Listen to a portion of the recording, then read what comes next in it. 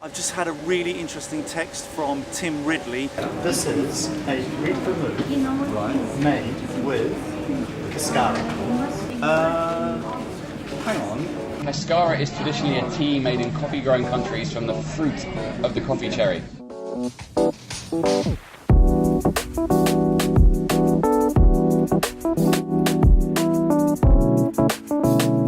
Did we just drink moonshine, or is that the future of coffee cocktails?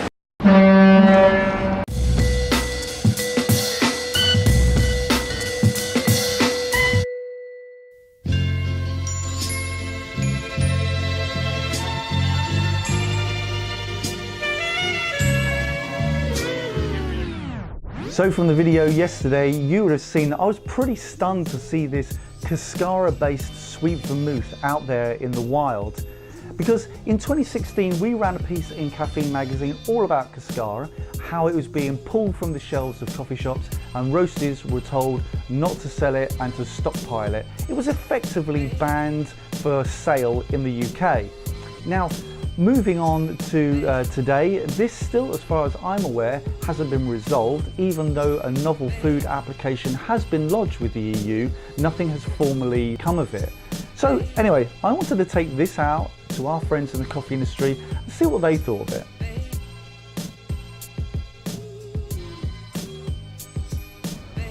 Oh, hello.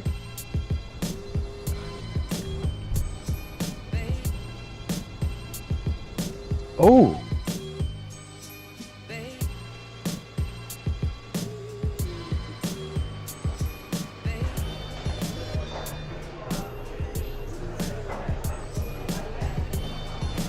Boozy. Boozy. What trickery is this? What sorcery? Is it cold brew and something? Cold brew and booze?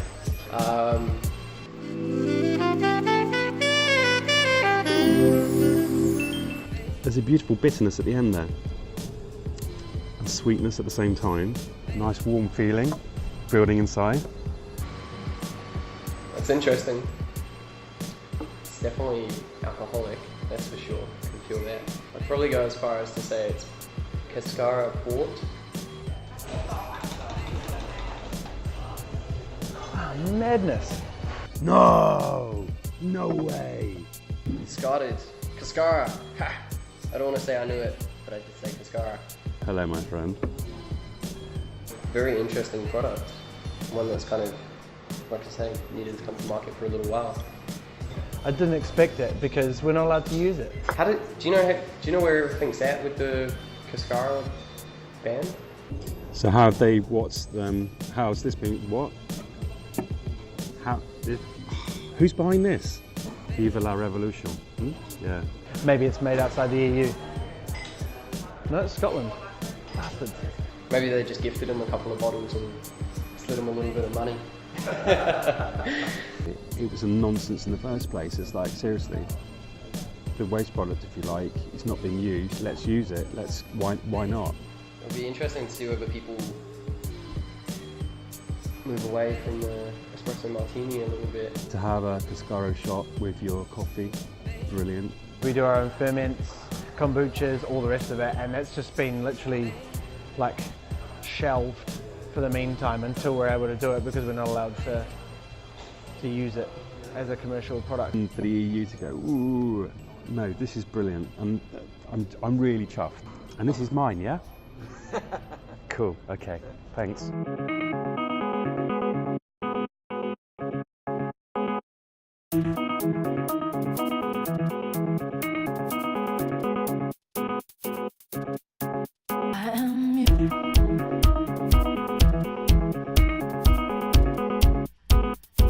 So I'm here at Obelisk because I've been put in touch with a guy called Joe from Grants, and I've been told that he actually originally created the discarded recipe at home in his kitchen. So I've come to ask him some questions about that and to find out how Grants are actually making it.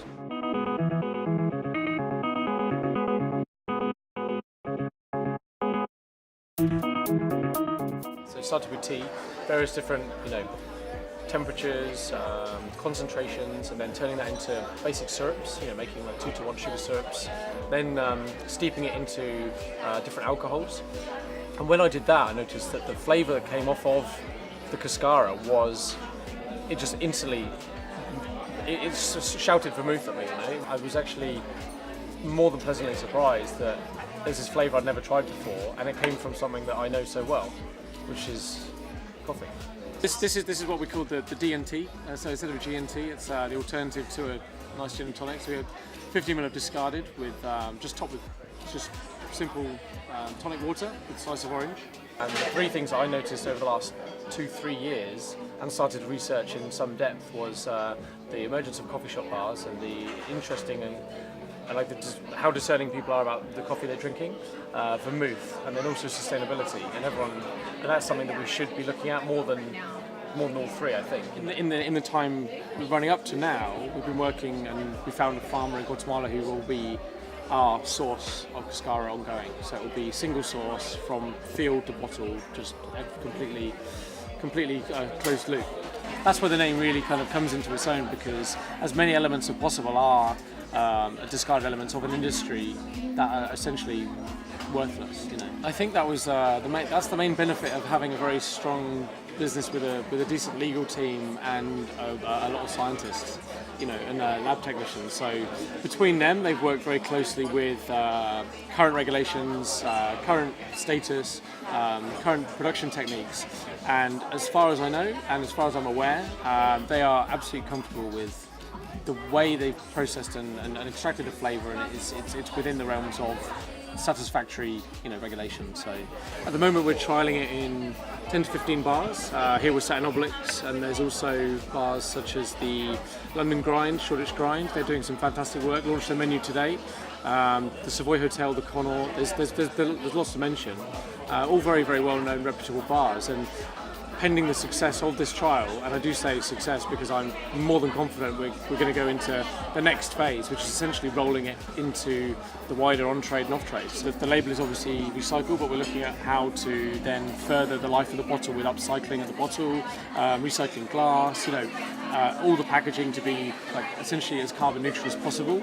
And these are all things that we don't have to do, but I think it's kind of, when you have a project with a kind of ethos of this nature, then you should be doing as much of that as possible. You can't do it all, but I think with projects similar to this, I think it won't necessarily, it's still going to solve the world's problems, but it's going to spark that thinking within people's own lives.